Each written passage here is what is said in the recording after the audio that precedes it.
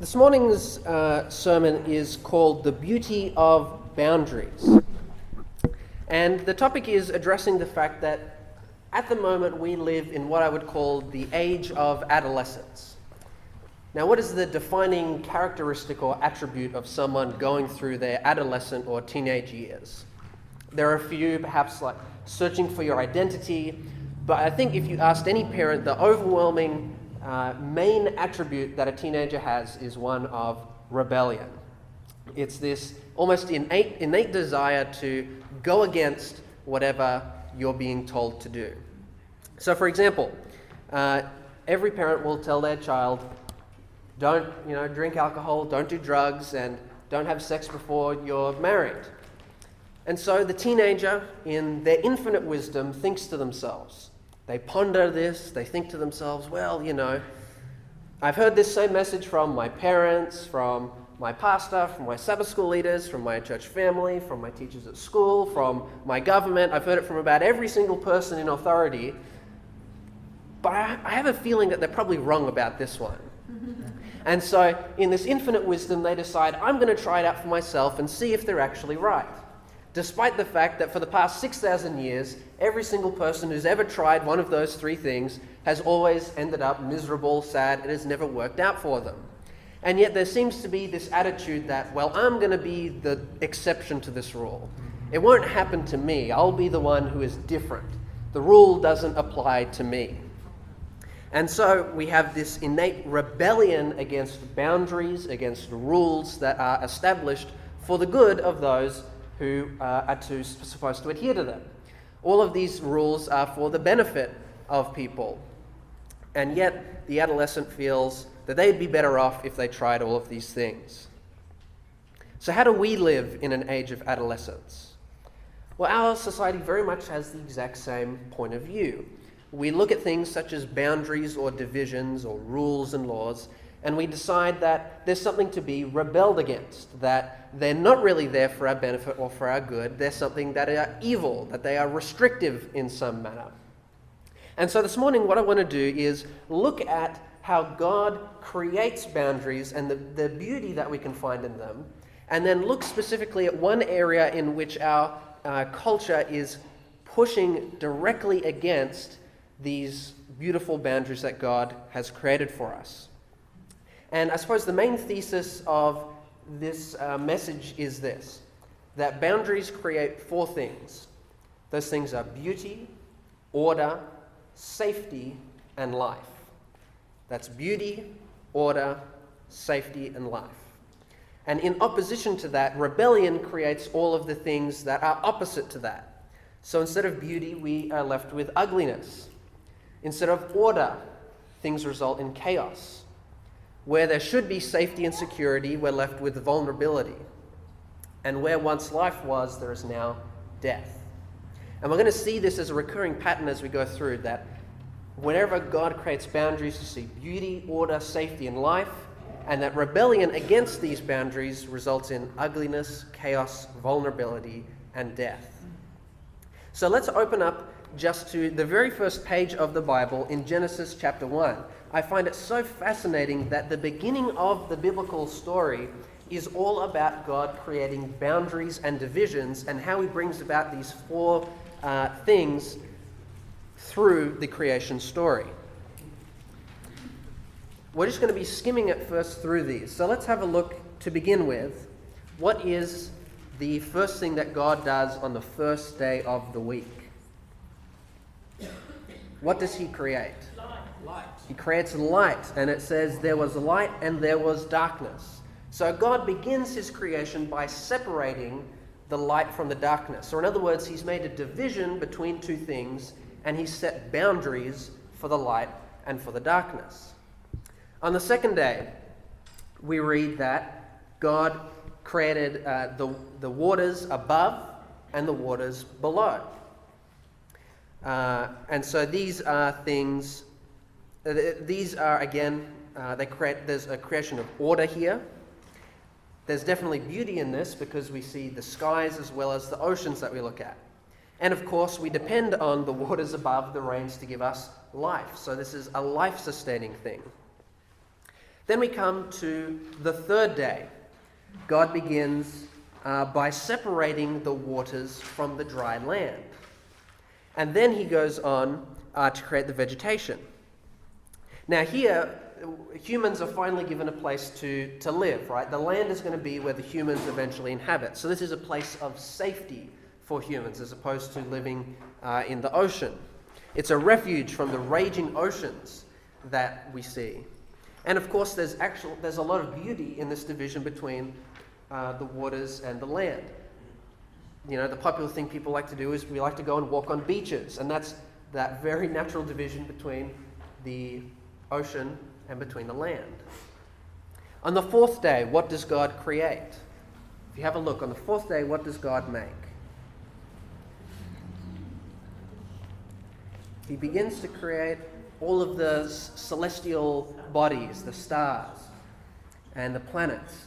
And it says he gives two great lights, one to rule the day, which would be the sun, and the lesser one to rule the night, which is the moon. So here we have God reaffirming this boundary or division between light and darkness, day and night.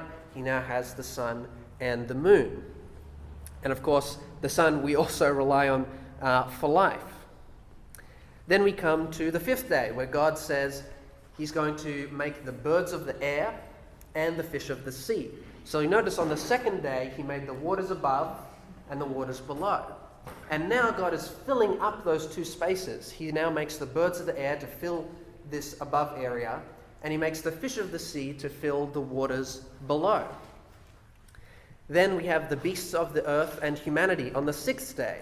And this is a very important distinction that God makes, that the animals are very different from human beings.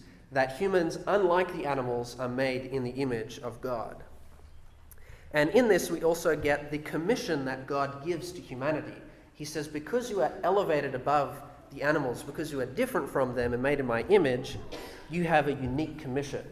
And so God gives to humanity life, but also purpose, value, identity, intimacy, all these beautiful things for human beings to enjoy. On the sixth day, we also see God make another distinction between man and woman. He creates two unique individual beings, both made in his image, but both reflecting different aspects of his beautiful nature and character. Another division that we see is the division between humanity as a whole and God. God is other. He is higher than humanity. And though he has this intimate relationship with humanity, he is distinctly above, and there's a boundary between them. And this is a positive thing because humanity, we rely on God for everything. If you look at Adam and Eve, they rely on God to give them the garden. When they come on the sixth day, God has prepared everything for them already. He spent the last 6 days making this beautiful creation for them, a safe environment for them.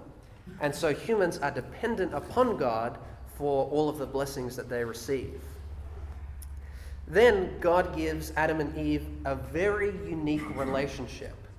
He gives them this deep personal relationship of marriage. And it's distinctly different from other interpersonal human relationships. You can have friendships, you can be close to your family, but marriage is something that is distinctly different and set apart from all of these other human relationships. And then God completes all of his creative work by resting on the seventh day. And we're told that God blesses the seventh day and makes it holy. And that idea of making holy is to set something apart for holy use. It's distinctly different. And so here the seventh day is divided from the other 6. There's a clear boundary made in which the seventh day is distinctly different from all of the other days of the week. And so we have this incredible story where God creates order where once there was chaos. He creates beauty, he creates safety, and he creates life, all through divisions and boundaries. And you'll notice that God calls all of this creation good. He looks at all of these boundaries and divisions and he says, these things are good. And when he comes to humanity, he says that man and woman, humanity and God, marriage and other relationships, all of these things encapsulated by humanity as a creation, he says, this is very good. Humanity is the crowning achievement of the creation story. Now, there are two other divisions that God makes, and these divisions are for the good of humans, but not everything in the divisions is necessarily good. One tree in the garden was the tree of life, and that is distinctly different from the second tree, which is the tree of knowledge of good and evil.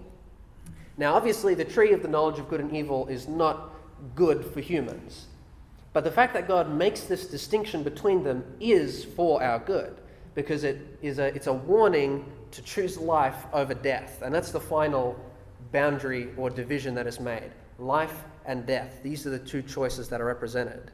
So while death is not positive, it is not good, it is good that there is a distinction made between life and death, so that God can encourage his creation to continually choose a life, to eat from the tree of life rather than from the tree of knowledge of good and evil.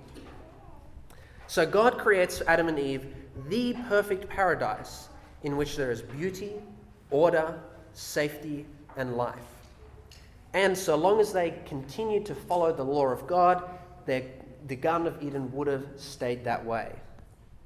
And of course, Satan is looking in at this perfect creation, and it is driving him insane. It is driving him nuts seeing these creatures created in the very image of God. They reflect the very character of the one person he despises the most. And he sees them enjoying this eternal bliss, and he wants to come in and sabotage it.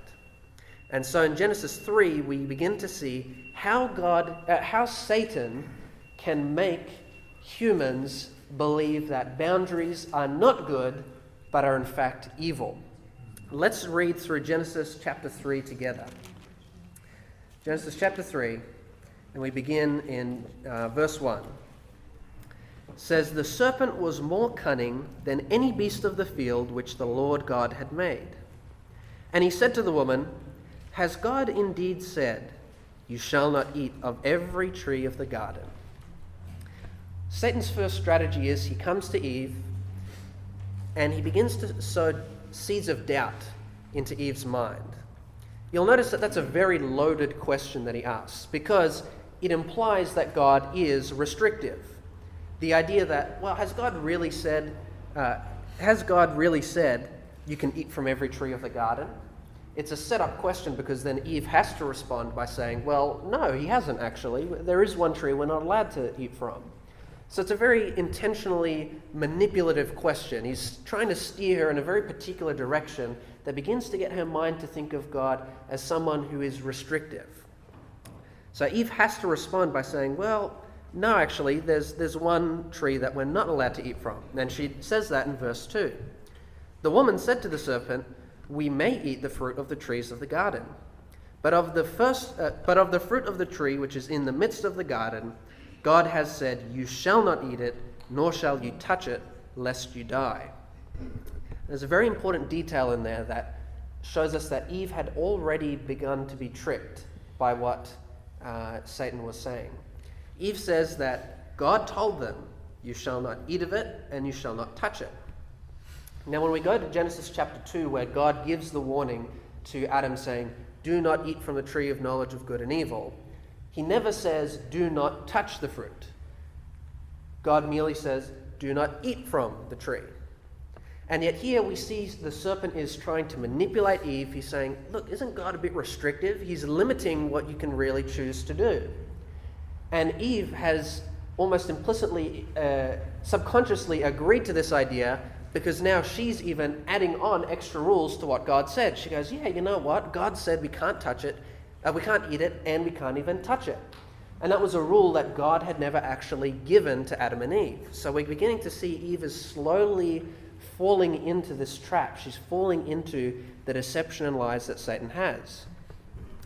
Verse 4, "The serpent said to the woman, you will not surely die." We've translated it, "you will not surely die." If you were to literally translate it like word for word from the Hebrew, it would be, "Dying, you will not die." Now that doesn't really make much sense in our English, which is why we translate it to something that is more palatable to us. But in the Hebrew, if you wanted to really overemphasize something, if you wanted to say something as strongly as possible, you would repeat it twice. And so the serpent is going, no, dying you will not die. He's trying to say as emphatically as possible, don't listen to what God tells you. Isn't that what he's saying? Don't listen to what God said. You will not die. And to me, that is the biggest, most terrible lie in the entire Bible, because after this, the only thing that we see produced is death. That's such a terrible lie that Satan told to humanity. In verse 5, the serpent continues. He says, "For God knows that in the day you eat of it, your eyes will be opened, and you will be like God, knowing good and evil." Now, what's the implication in that verse? God's trying to hold you back. He doesn't want you to eat from the tree because then you'll become like him. So he makes this appear as this forbidden fruit to appear as though God's doing it to hold back humanity. And again, this is a terrible lie for two reasons. The first is, if God really wanted to restrict humanity from having knowledge, wouldn't he just not plant the tree in the garden? Doesn't really make much sense, right? If God really wants to restrict humanity, he just wouldn't put the tree in there. But secondly, he says, if you eat from it, you will be like God. What's so terrible about that is, we read in Genesis 1 that God said, "Let us make man in our image and in our likeness." Humanity was already like God. And here comes Satan saying, don't you want to be like God? And the product he's selling is a cheap counterfeit. It's a cheap knockoff of what God had already given to humanity all the way in Genesis 1. And so we see tragically in verse 6 what is the end result of this lie. "When the woman saw that the tree was good for food, that it was pleasant to the eyes, and a tree desirable to make one wise, she took of its fruit and ate. She also gave to her husband with her, and he ate." Eve looks at the fruit and she sees that it's desirable, it's appetizing. She doubts God and she chooses to trust the serpent. Even more than that, she decides that her knowledge is greater than that of God. In a way, she and Adam are like that adolescent who goes, you know what, even though I've been told not to do this by someone who knows way more than me, I think I can figure this out for myself. I don't think I'll actually be hurt by doing this action. And so we have this act of rebellion on the part of humanity against the natural boundaries that God had created for their benefit and for their well-being. So what did eating from the tree of knowledge of good and evil actually give us? Well, it gave us broken human relationships, a loss of identity, a loss of innocence, a loss of home in Eden, gave humanity guilt and shame. It gave us the ability to do unspeakable evils against one another, led to pain and suffering, ultimately death and the judgment of the second death. It separated humanity from God, created an unhealthy fear of God. It put us in enmity between us and the devil. We see a curse on the earth, natural disasters, disease, or in summary, you could say, ugliness, chaos, vulnerability, and death. Where once we had seen beauty, order, safety, and life through the boundaries that God had created, Satan now comes in, he encourages humanity to rebel against these boundaries, and as a result, the only thing that we have been given is ugliness, chaos, vulnerability, and death.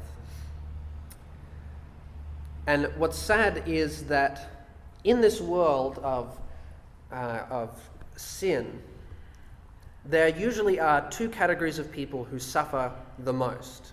And we're going to continue to explore this. Because in a sinful world, a lot of the time things become survival of the fittest, might makes right, it's just every man for himself. And unfortunately, we've seen throughout history that in societies that do not follow the law of God, it is usually women and children who suffer the most. And you'll see in the prophetic literature this emphasis of, in particular, helping the widows and the orphans. Women and children usually suffer the most. It's usually because men are physically stronger, they typically have more aggressive personalities, and usually they're in positions of power and influence enough to back up that strength and aggressiveness. And so we see that throughout history, women and children have suffered in a sinful world. They've been exploited by evil men and that these two categories of people are the ones who unfortunately suffer the most in a sinful world of ugliness, chaos, vulnerability, and death. But Satan, of course, didn't stop there. It wasn't enough just to create a sinful world. He wanted to continue to break down these barriers. So what are some ways that he has done this?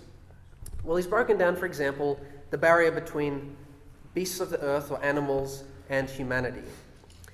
We have through the process or the theory of Darwinian evolution the idea that, well, humans are merely a byproduct of evolution, of natural processes, and that humans just came from, they are descendants of animals.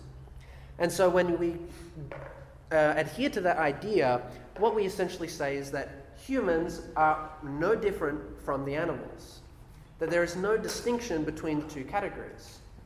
And because now humans are no longer made in the image of God, we've seen great evils perpetuated by this idea that humans are no greater than animals. They're just like cattle.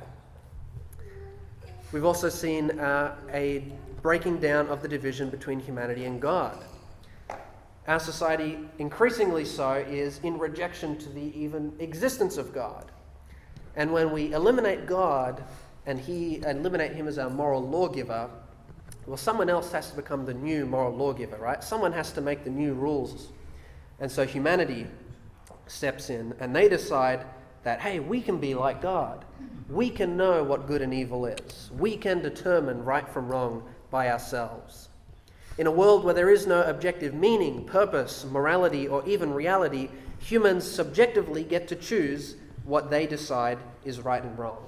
And the book of Judges tells us that this mentality is when each man does what is right in his own eyes. And if you look at the book of Judges, I think you'll just find a lot of ugliness, chaos, vulnerability, and death. And of course, we see that Satan has tricked people when it comes to the seventh-day Sabbath.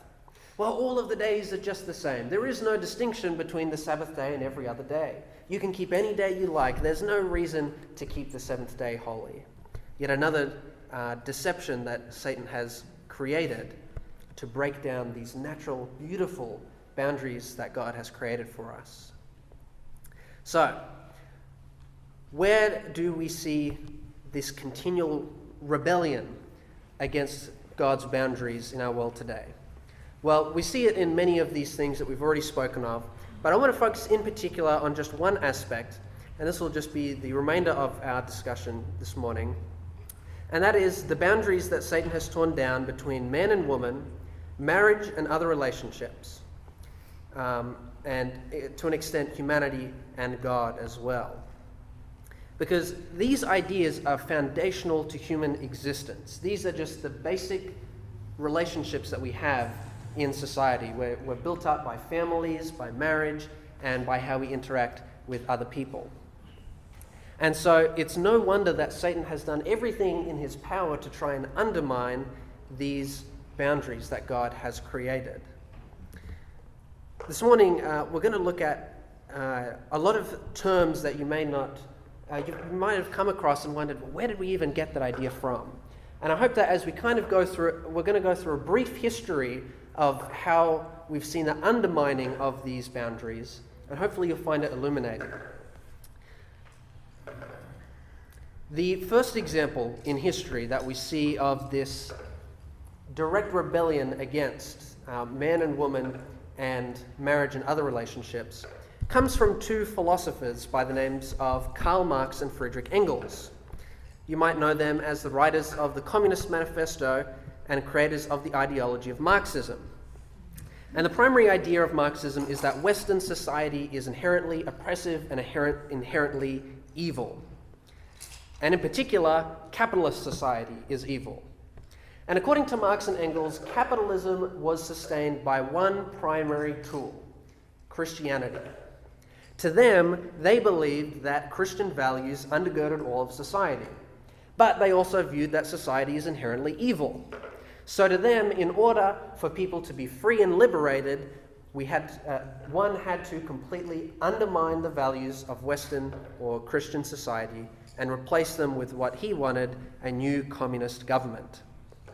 In particular, he despised the value of the nuclear family. He believed it oppressed women who stayed home to take care of children, denying them the privilege to enter into the workforce.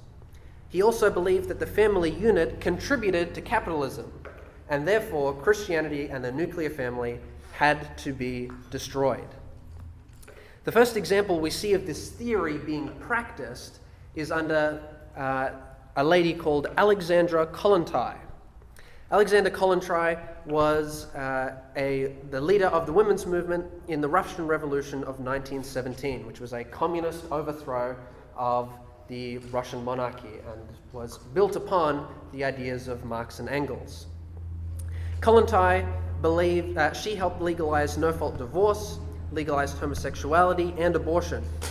Women were compelled to work in production while the state education systems cared for their children, supposedly liberating them from working for their family, but were then compelled to work for a business in a factory. Kollontai also promoted free love and encouraged teenagers to engage in sexual activity. And we see that this was repeated wherever a communist regime took power, particularly in the 20th century, because it was built on the idea that Western Christian society was evil. All Christian values were overthrown and were replaced with these ideas counter to the boundaries that God had created.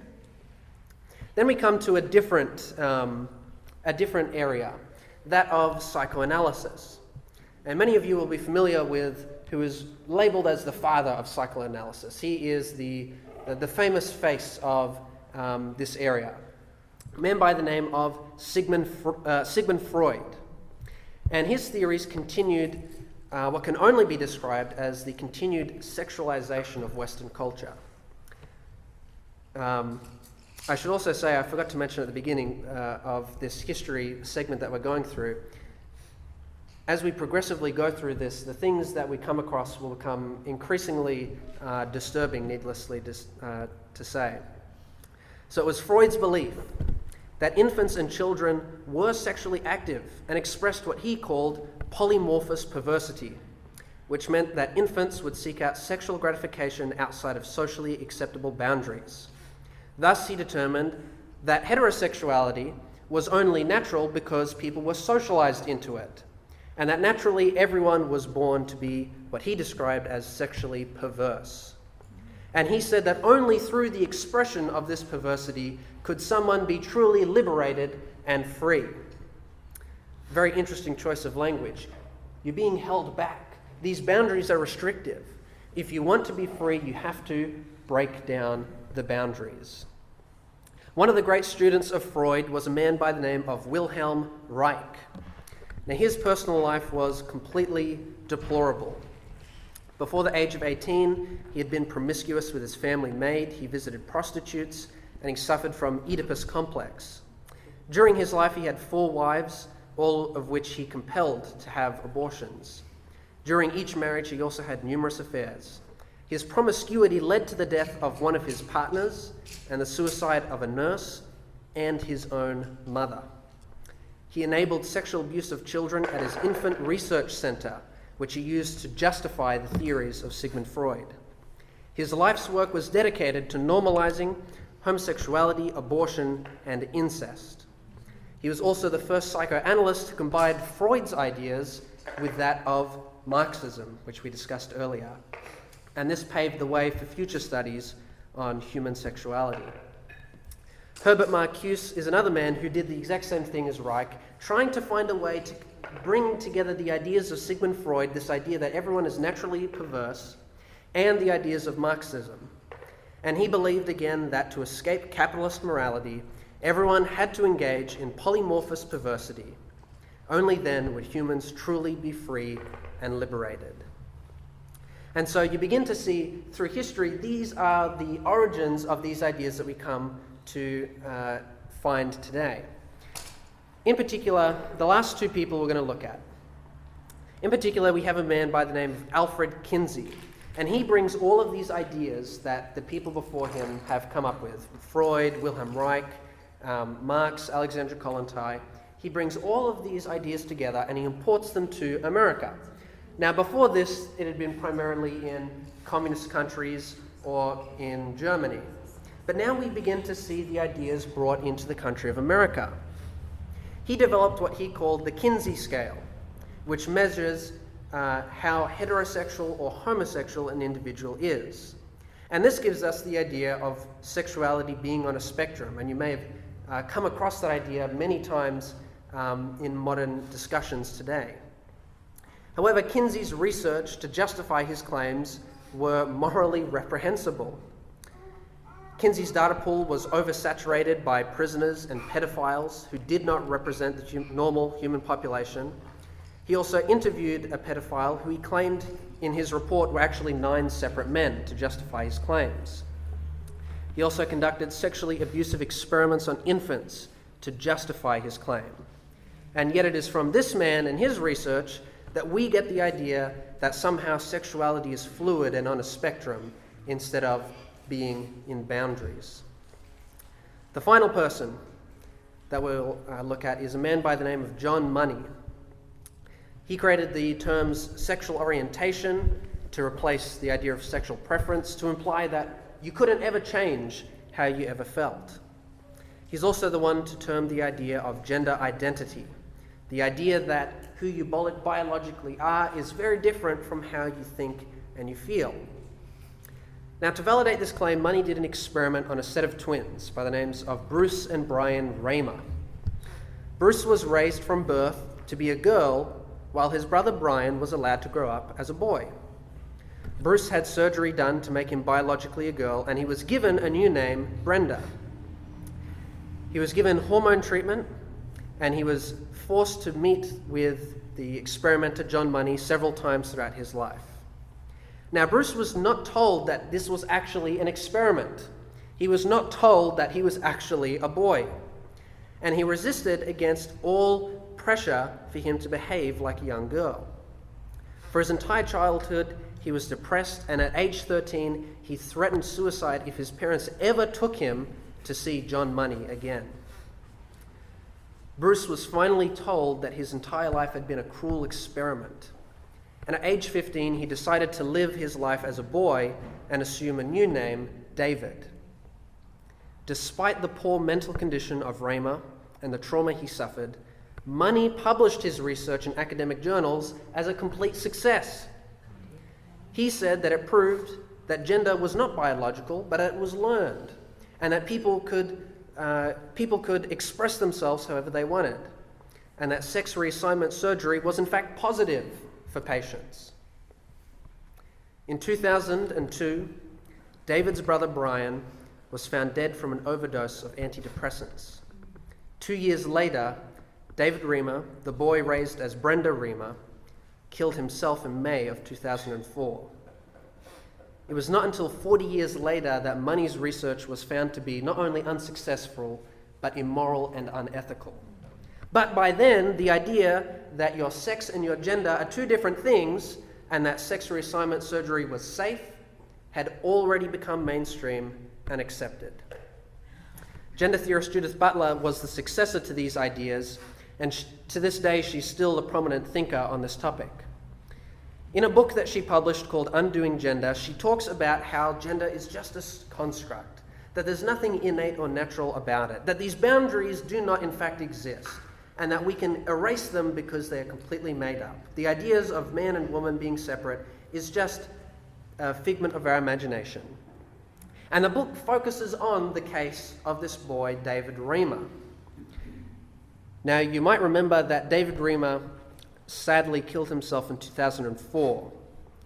This book that Judith Butler published, she also published in 2004, just 3 months after David Raymer's suicide.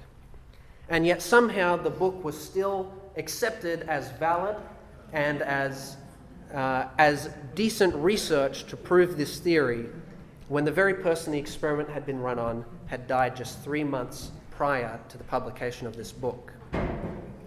Now, we see all of these ideas come to fruition, particularly in the 1960s, and it has led to the deconstruction of marriage, of the nuclear family, of gender and sex, of natural roles for men and women.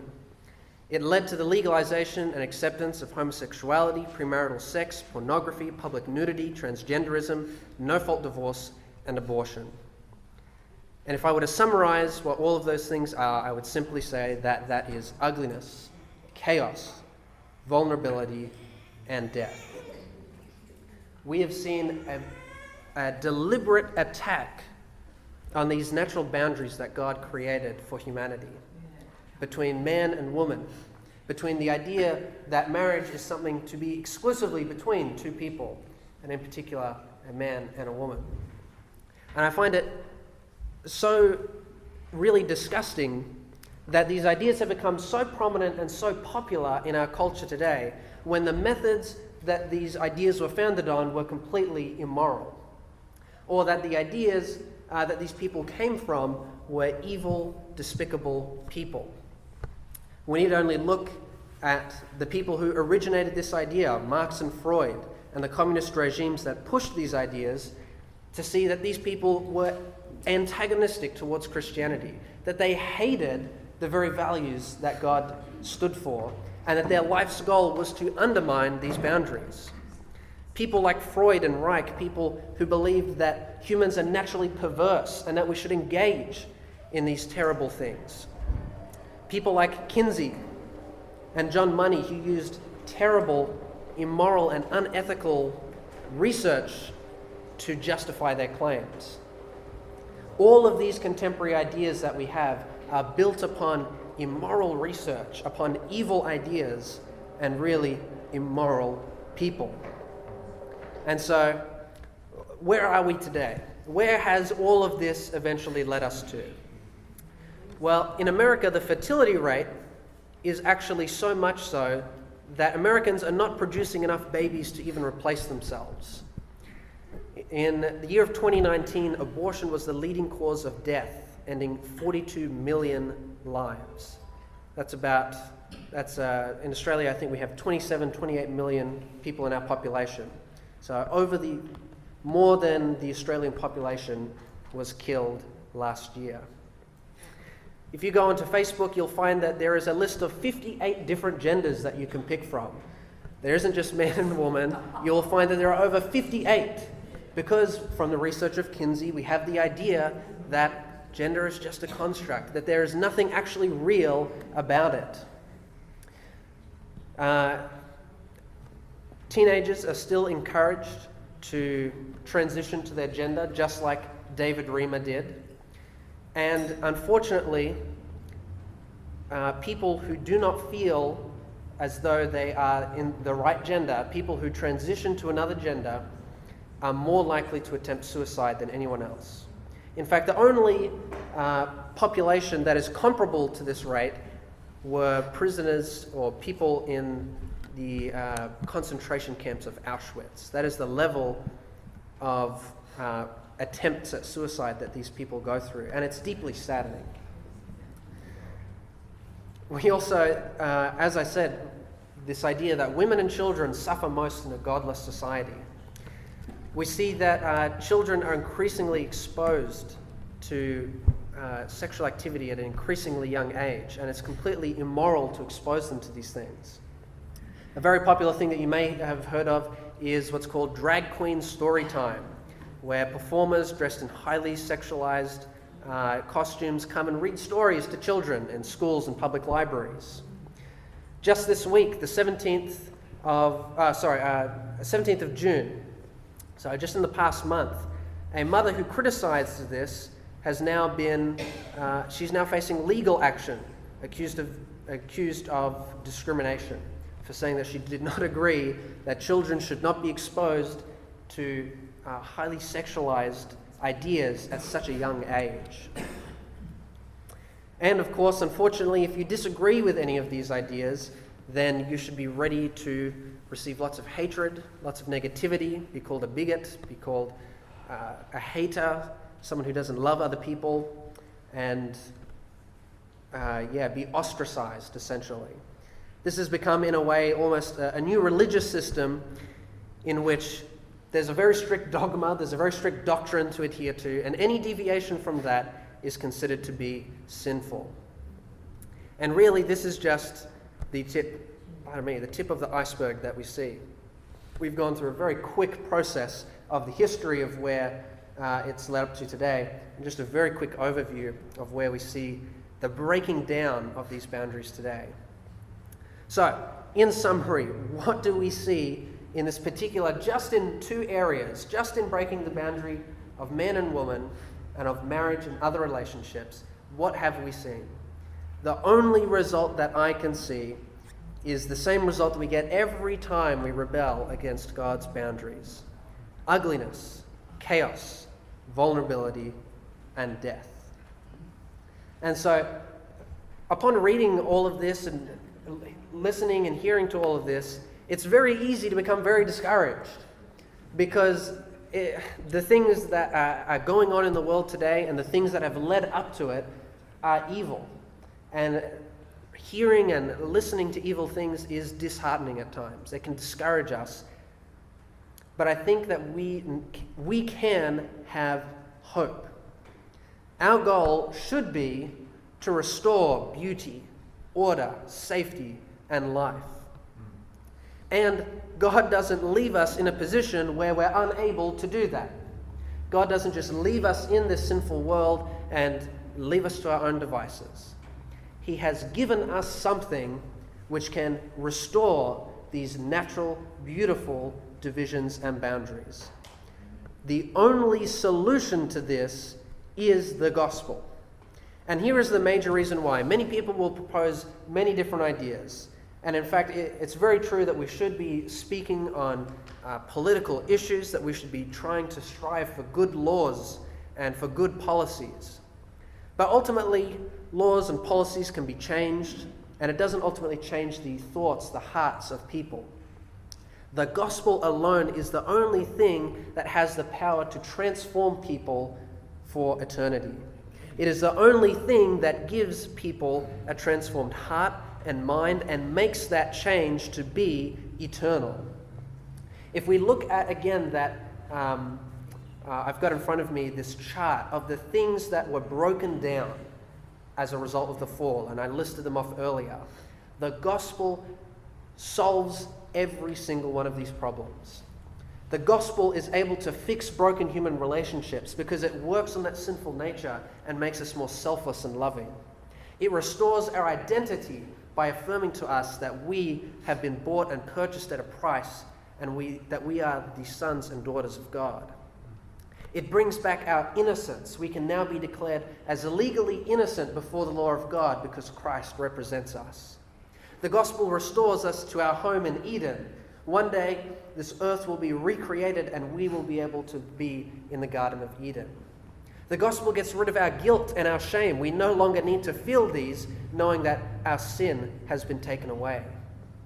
Pain and suffering can be reduced, as well as human evil, when the human heart is transformed and now wants to follow the law of God as opposed to following the law of man. Death and the judgment of the second death are completely eradicated.